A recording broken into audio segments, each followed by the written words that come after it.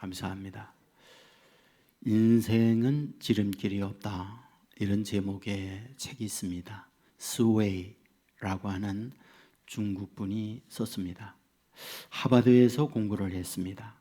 공부를 하면서 하버드에 공부하는 사람들, 왜 이렇게 세계를 끌어가는 지도자들이 많이 배출되는 걸까?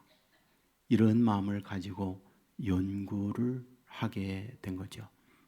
하버드 출신의 미국 대통령이 8명이 된다고 해요. 그리고 플리처상을 받은 분이 30명, 그리고 노벨상을 받은 분이 44명이라고 합니다.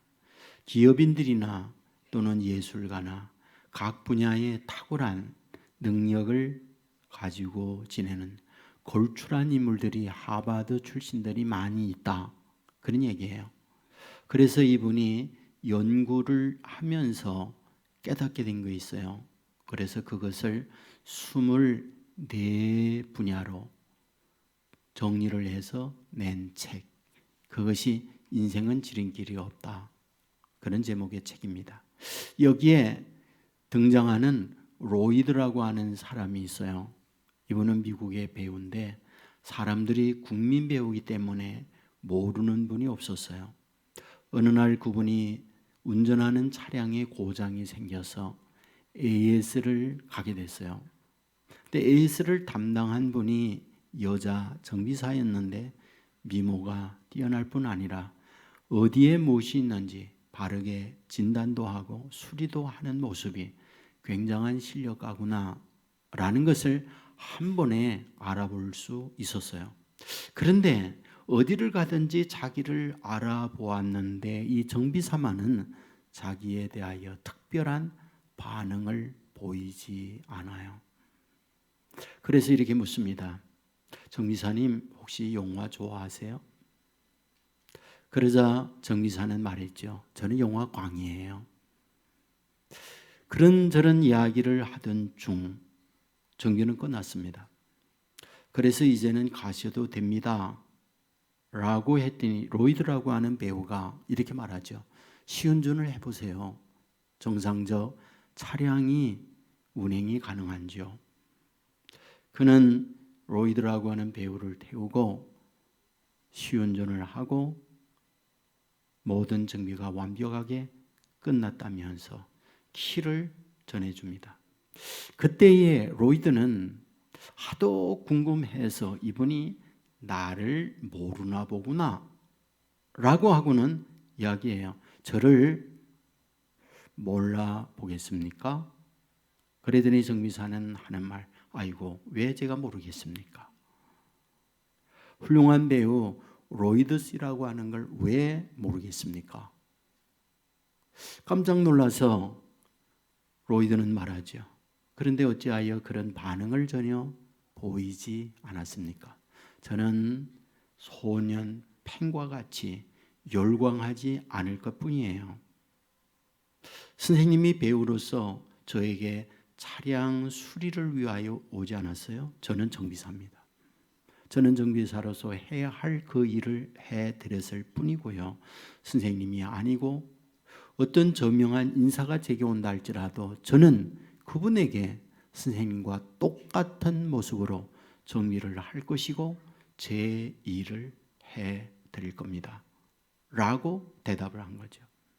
이 말을 들었던 로이드 유명한 영화 배우는 개면쩍게 감사하다 인사를 하고 그 자리를 떠났어요.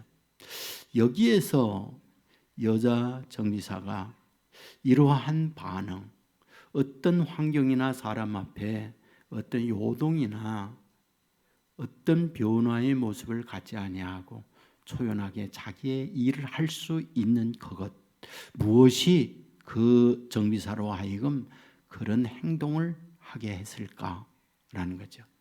이것을 정체성이라고 해요. 내가 누구냐는 것. 그는 내가 현재 정비사로서 이 자리에 있다. 로이드라고 하는 배우는 자동차 수리를 위해서 온 손님이다. 배우로서 온 게 아니라는 거죠. 이런 분명한 정체성에 관한 부분을 알고 있었던 그는 이러한 행동을 할 수 있었다. 그런 얘기죠. 저는 오늘 본문을 통해서 이 문제를 여러분들과 함께 다루려고 합니다. 본문의 내용이 무엇입니까? 예수님께서 광야에 가셔서 40일을 금식한 내용이에요. 그리고 사탄에게 시험을 받는 말씀이 나와 있는 거죠. 시험의 내용이 무엇입니까? 당신이 만일 하나님의 아들이라면 돌들을 명하여 떡덩이가 되게 하라. 그런 시험이었어요. 우리는 이 말씀을 보면서 어떠한 생각을 갖게 됩니까? 여러분, 예수님께서 이 말씀 바로 전에 요단강에서 세례를 받으셨습니다.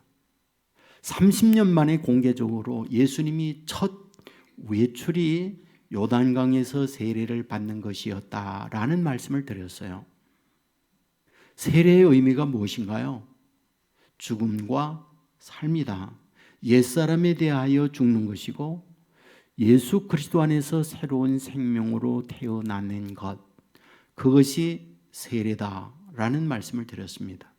이 말은 다르게 표현하면 죄인이 용서받고 거듭나는 예식적 행위가 세례다라는 말씀을 드렸습니다. 자, 그렇다고 한다면 우리는 여기에서 어떤 생각을 갖게 됩니까?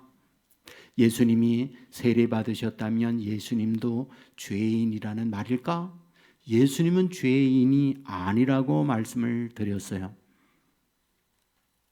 그런데 어찌하여 예수님께서 죄인과 같이, 다른 이들과 같이 세례를 받고 있는 걸까요? 이 부분에 대하여 바울은 로마서 8장 3절에서 그렇게 말했죠. 하나님이 자기를 죄에 있는 육신의 모양으로 세상에 보냈다. 예수님은 죄가 없는데 죄인의 모양으로 세상에 보냈다라는 거예요. 그렇습니다. 죄 없는 분이 세상에 와서 죄인들 틈에 죄인들과 같이 죄인이 받는 세례를 함께 예수님이 받으신 거예요. 이것을 지난주 여러분에게 말씀을 드릴 때 이것이 성육신의 모습이었다라는 말씀을 했습니다. 성육신이 무엇인가요? 하나님이 사람 되다. 하나님이 단순히 사람 되다 그 뜻입니까? 아니에요. 사람으로서 바닥의 인생으로 내려가는 삶이 예수님이 사람됨의 모습이었다라는 거예요. 요단강에 모여있는 수많은 허다한 무리들, 질병에 시달리고 가난에 시달리고 사람들과의 관계 속에 아파하고 죄인으로서 당해야 하는 수많은 일들을 그들이 당하고 있는 거예요. 로마의 식민지 아래 있었기 때문에 자유가 박탈된 주권이 없는 어려운 형편에 있는 그들이었어요. 예수님 그곳에 오실 때에 화려한 옷을 입고 온 게 아니라 남루한 목수의 옷을 입고 그들 틈에서 그들이 세례를 받는 것처럼 예수님도 세례를 받으셨어요. 무슨 뜻입니까? 그들과 똑같다. 나도 너희들과 같은 눈높이, 같은 바닥의 인생을 산다. 그것을 보여준 것이 세례 사건이었다 라는 말씀을 드렸어요. 얼마나 위대합니까? 얼마나 자랑스럽습니까? 얼마나 감사한 일입니까? 그렇다면 문제는 무엇입니까? 이와 같은 예수님을 위하여 미래를 향하여 나아갈 때 가시밭길이 아니라 꽃길이어야 한다는 거예요. 그 같은 삶을 살았으니 그 같은 예수님에게 보상을 주어야 마땅하지 않느냐라는 거예요. 어둠이 아니라 밝은 빛으로 나가야 돼요. 험한 산길이 아니라 고속도로로 예수님의 미래를 끌어가야만 했어요. 그러나 실제 성령께서 이런 예수님을 끌고 간 곳이 어디? 광야였다라는 거예요.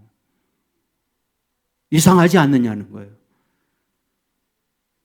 바닥에 있는 그들과 함께 바닥에로 내려오셔서 그들의 눈높이에 그들의 아픔에 함께 고통을 겪으며 지냈으면 예수님의 미래는 꽃길이어야 한다는 거죠.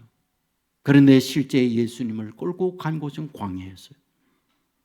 오늘 우리는 설교 전에 영상에 광야가 어떤 것을 보았어요. 저도 실제 가서 광야의 모습을 보았는데 모래로 덮여 있는 곳은 사막이고요. 모래가 아닌 돌과 더 험한 환경을 갖고 있는 것이 광야입니다. 사람 생존이 불가능한 곳이 광야예요.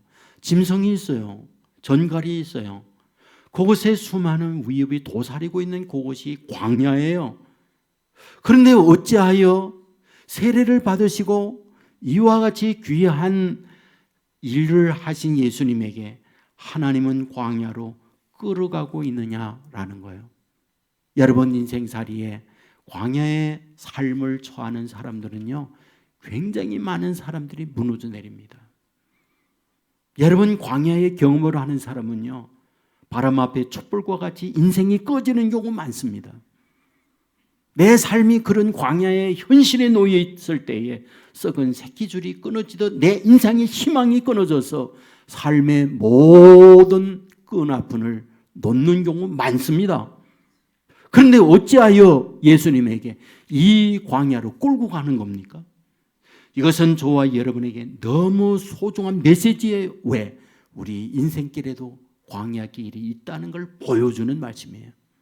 저와 여러분의 삶의 과정에도 은혜 받고 기도하고 주 안에서 살아가는데 삶의 현실은 광야 같은 환경에 놓여일 때 얼마나 많이 있습니까? 그렇다면 이 본문을 통하여 우리에게 무엇을 보여주려고 하는 걸까요?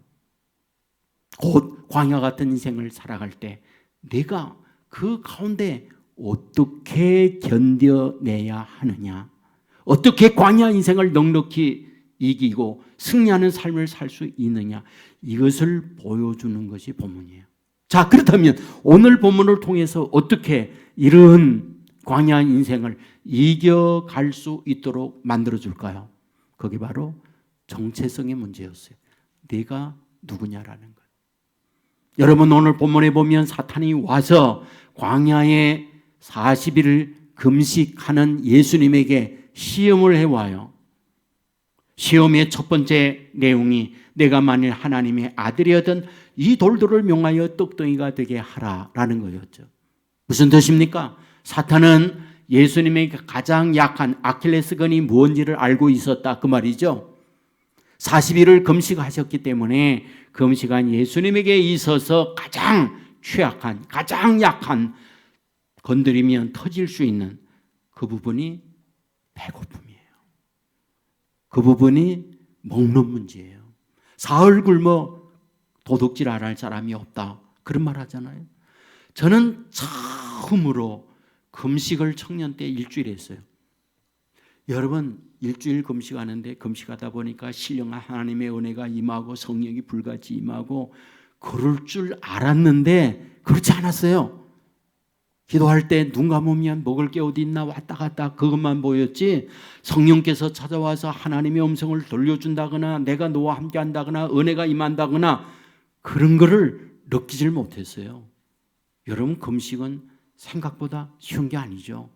40일을 금식하셨다. 예수님에게 있어서 가장 넘어지기 쉬운 거 배고픔이에요.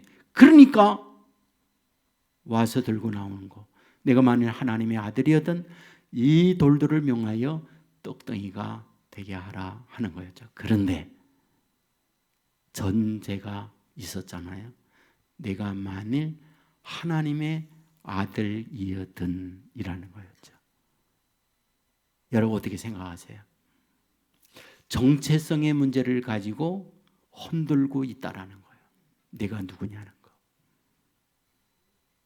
여러분 이 문제는 오늘도 저와 여러분에게 동일한 문제입니다. 어떤 환경 처지에 있을 때 저와 여러분이 휘청거리고 흔들리는 이유 중에 하나는 정체성이 분명하지 않을 때 여기에 흔들리는 거예요. 왜 예수님께서 세례를 받으실 때 물속에서 올라오면서 하나님께서 주시는 말씀, 너는 내 사랑하는 아들이요 라는 말씀을 하셨을까 하는 거예요. 이상하지 않아요? 30년 만에 처음으로 외출을 하면서 세례받으셨어요. 그리고 그때 30년 만에 하나님으로 직접 처음으로 듣는 음성, 그것이 이는 내 사랑하는 아들이요라는 말을 들었어요.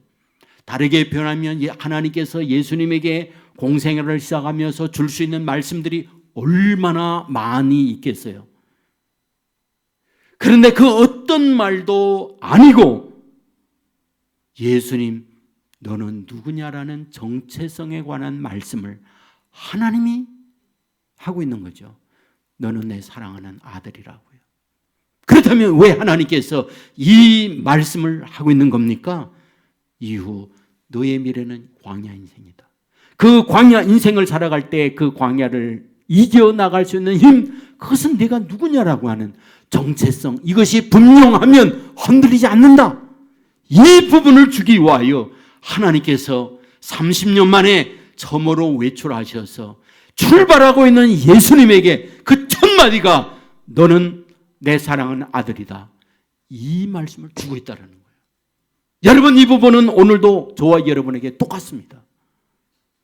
내가 누구냐라고 하는 분명한 정체성을 가지고 살면 오늘 광야 인생을 산다 할지라도 그 정체성 때문에 흔들리지 아니하고 넉넉히 삶을 이기는 하나님의 사람 된다. 믿으시기를 주의 이름으로 축원합니다.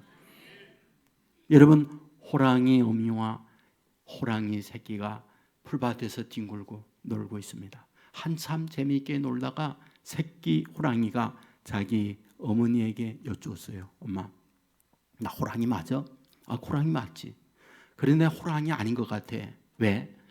나는 용맹스럽게 달릴 줄도 모르고 그렇다고 해서 날카로운 발톱을 가지고 사냥 한 번 한 것도 없고 아무리 봐도 나는 호랑이가 아닌 것 같아. 어머니가 얘기하죠. 너는 내가 낳기 때문에 너는 호랑이 맞아. 아, 그랬더니 하는 말, 저기 있는 강아지 개보다도 난 못한 것 같아. 계속 그러니까 엄마가 성질 확 내면서 야, 이 개새끼야 라고 했다는 거죠.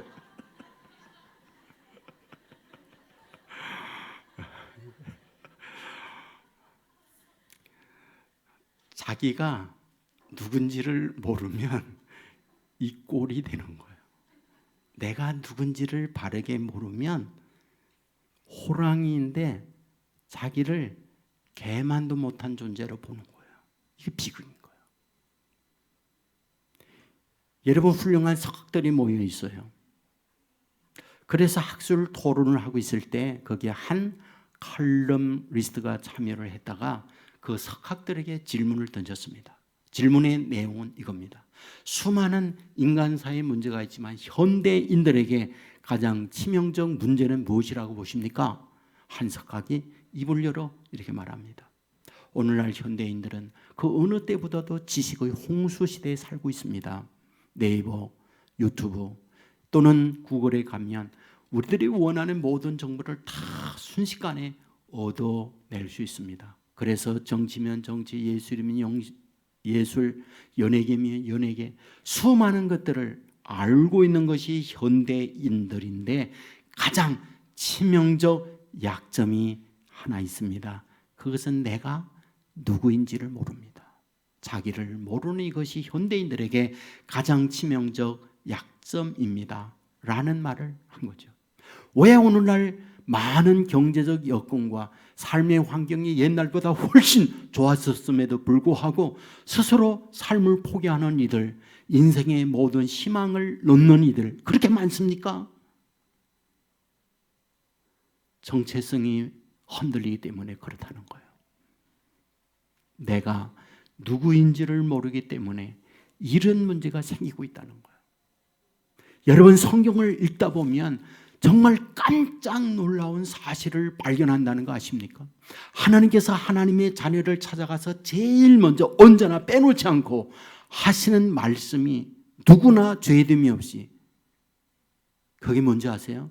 항상 그것은 내가 누구냐, 정체성의 문제를 언제나 얘기합니다. 빼놓지 않아요. 여러분, 사사기의 기도원 알죠? 기도원이 살고 있던 사회적 환경이라고 하는 건 절망이에요.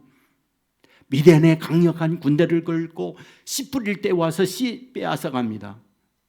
농사 추수를 할 때에 사람들을 죽이고 추수한 것들을 빼앗아 갑니다. 그들을 대항할 만한 군사력이나 능력이 국가 자체에 없어요. 그렇기 때문에 날마다 눈물과 탄식 속에 살아가는 것, 공포에 지내는 것이 당시 이스라엘 사람들의 모습이었어요. 그런데 어느 날 하나님께서 기드온에게 찾아옵니다. 첫 마디가 뭡니까? 큰 용사여, 이렇게 찾아와요. 기드온을 찾아와서 첫 마디, 하나님이 첫 마디, 큰 용사여 그럽니다. 참 이상하잖아요. 큰 용사 아니었거든요. 쫄장부였거든요. 패잔병이었거든요. 그런데 하나님은 그에게 큰 용사라고 얘기해요. 너는 쫄장부가 아니야. 너는 패잔병이 아니야. 너는 큰 용사야. 여러분, 이것은 기드온의 인생을 바꾸는 거예요. 300명의 소수를 가지고 어마어마한 바다의 모래알과 같은 전차부대로 완전 무장하고 있는 미디안과 싸워서 승리를 이끌어내는 주인공, 그가 기드온이었던 거예요. 어째서 큰 용사라고 하는 자기 정체성을 확립할 때 인생이 바뀌는 거예요. 여러분, 베드로가 베드로전 누굽니까? 시몬이에요. 오보입니다. 예수님께서 이 시몬을 만나고 그에게 하는 말 뭐라고 그래요? 너는 나를 따르라. 내가 너로 사람을 낚는 어부가 되게 하리라 라고 하면서 뭐라고요? 너는 베드로라고 이야기합니다. 베드로가 뭡니까? 반석이에요. 반석이었나요? 아니죠. 그는 형편없는 초라한 막돌만도 못한 존재였어요. 그런데 주님은 그런 시몬에게 반석이라고 그의 정체성을 바꿔주는 거예요. 여러분, 하나님께서 하나님의 자녀들에게 갖고 있는 이게 하나님의 마음이에요. 이사야 43장 1절에 보면 내가 너를 지명하여 부르나니 너는 내 것이라, 그 말을 합니다. 언제 그 말씀을 하나님께서 이사야를 통하여 하고 있는가요? 언제 말입니까? 여러분, 이사야가 활동할 세상은 우시야 왕 이후에 그가 활동을 해요. 당시 유다인들의 현실은 무엇입니까? 타락했어요. 우상을 섬겼어요. 하나님은 이런 타락한 우상 섬기는 그들에게 채찍을 가합니다. 바빌론을 통하여 하나님의 진노, 하나님의 심판이 임한다, 이 말씀을 해요. 그러므로 그들은 불안합니다. 그들은 두려워 떱니다. 그런데 그런 마음을 가지고 있는 그들에게 두려워하지 말라, 그리고 하는 말씀, 너희가 비록 그런 어려움과 고통이 기다리고 있지만 내가 지셨으나 너희를 싸매어 주실 것이요, 너희가 어려움을 당하고 있지만 그러나 너희들은 영원히 멸망할 자가 아니라 내가 지명하여 부르나니 너희들은 내 것이다. 그러므로 반드시 어려운 과정이 있지만 돌아온다. 이 말씀, 정체성에 관한 말씀을 그들에게 하고 있더라는 거예요. 여러분, 예레미야도 똑같습니다. 예레미야 1장 5절에 보면 내가 너를 열국의 선지자로 세웠다, 내가 너를 일찍이 성별했다, 그 말을 합니다. 여러분, 예레미야 어떤 선지자입니까? 눈물의 선지자예요. 왜 웁니까? 우는 이유가 무엇입니까? 타락한 인간, 잘못된 그들의 국가 정책에 의해서 나라는 무너지는 것이 보여요. 그렇기 때문에 나서서 외칩니다. 이대로 가면 망합니다. 그러므로 회개하고 돌아서야 합니다. 그럴 때에 당시 정치인들, 당시 지식인들이라고 하는 사람들, 예레미야 이 외침에 대하여 뭐라고요? 가짜 뉴스다. 저는 그대로 두면 안 된다.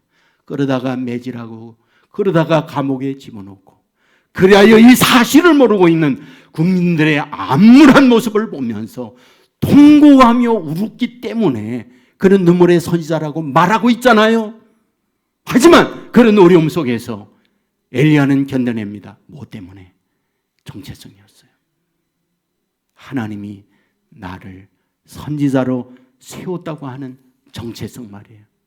그것이 그의 인생으로 하여금 어려움을 견뎌내는 능력의 사람으로 살도록 만들어준 거예요. 여러분, 바울도 마찬가지 아닌가요? 여러분, 바울의 삶을 보면 그는 죽음의 위기를 날마다 겪습니다. 하지만 그 어려움 앞에 무릎 꿇거나 두려워 떨며 주저앉지 않았어요. 당당해서 이겨내는 삶을 살았습니다. 왜입니까? 담에서 도상에서 주님이 그를 만나고 난 이후에 내가 너를 이방의 사도로 세웠다. 너는 나의 택한 그릇이라. 그러면서 자기가 누구인가 하는 정체성에 관한 문제를 바울에게 주는 거예요. 그것을 받았던 바울은 그 말씀에 의해서 어려움, 시련을 이겨내는 삶을 살았던 거 우리는 잘 알고 있잖아요. 우리는 안델슨의 미운 오리 새끼의 동화를 잘 알고 있어요. 오리가 부화했어요. 그런데 다른 오리와 다른 백조가 있었죠. 그 백조는 어릴 때부터 오리 속에 커면서 남들 주위에 있는 오리들로 하여금 얼마나 많은 고통, 어려움, 야유, 조롱을 받습니까? 너는 못생겼다. 왜 너는 그 모양이냐? 수없이 많은 다른 것 때문에 고통을 겪으면서 정말 희망 없는, 정말 아픈 마음으로 살아오고 있잖아요. 그런데 어느 날 커서 하늘을 보았더니 흰날개를 피우고 멀리 멋지게 비행하는 새들을 보죠. 보니까 자기와 같아요. 백조들이었죠. 자기도 힘있게 날개를 쳤을 때 하늘 높이 비상하는 그런 새였던 걸 보게 되잖아요. 뭡니까?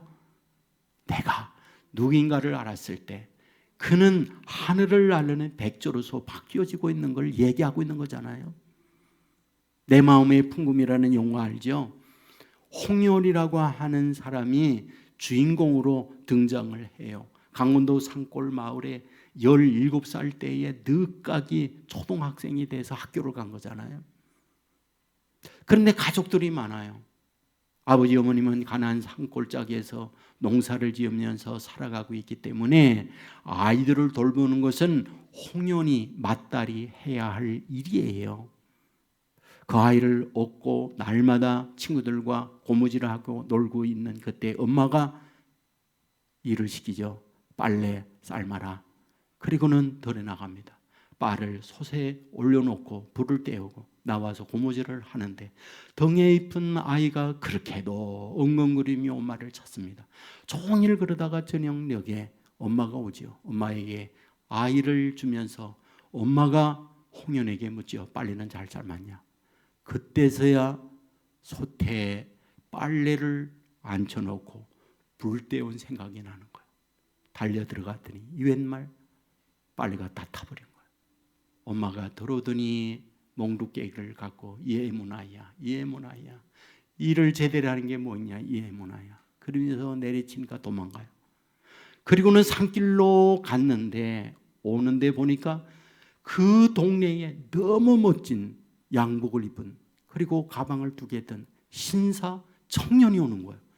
이런 청년 구경할 수가 없는데 뒤로 졸졸졸졸 따라가다가 그런데 그 청년이 돌아서더니 이렇게 묻는 거예요.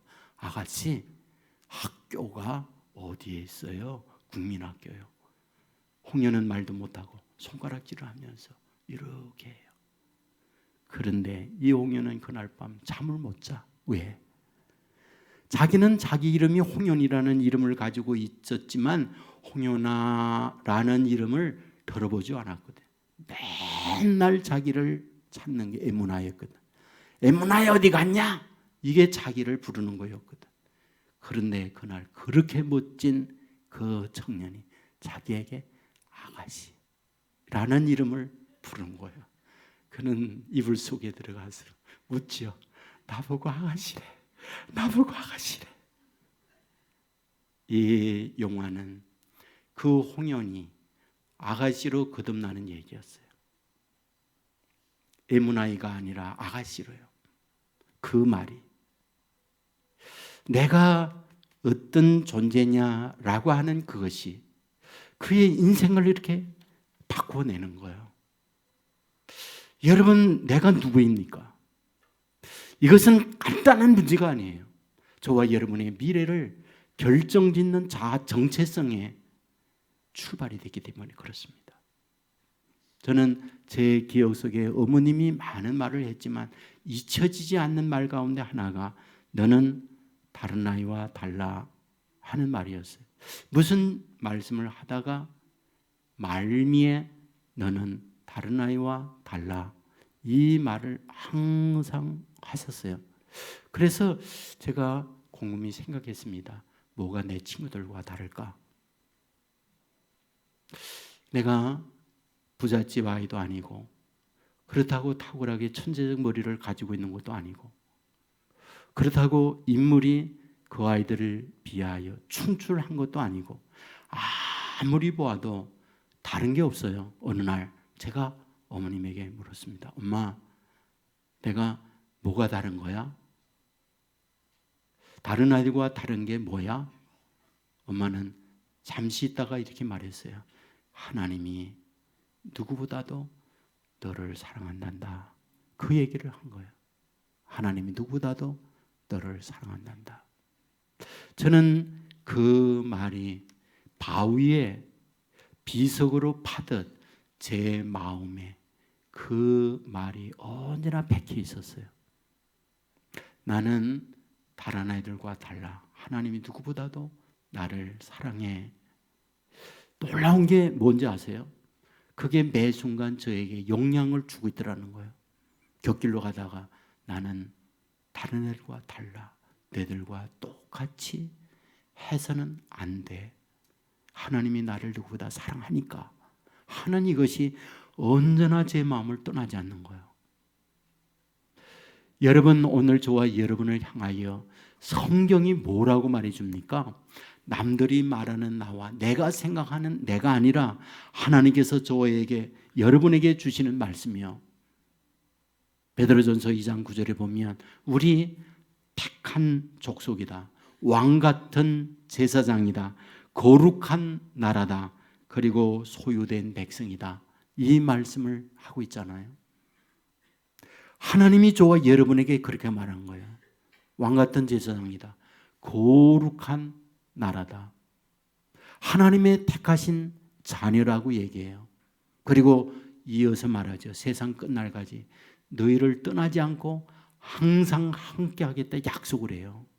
우리가 이 말씀을 아멘으로 받고 어디에 뭘 하든지 나는 하나님의 사랑을 입은 자야 라고 하면 그것이 저와 여러분들로 하여금 어떤 상황 형편에 있든 이기도록 견디도록 그것을 멋지게 견뎌내도록 극복하도록 만드는 힘이에요.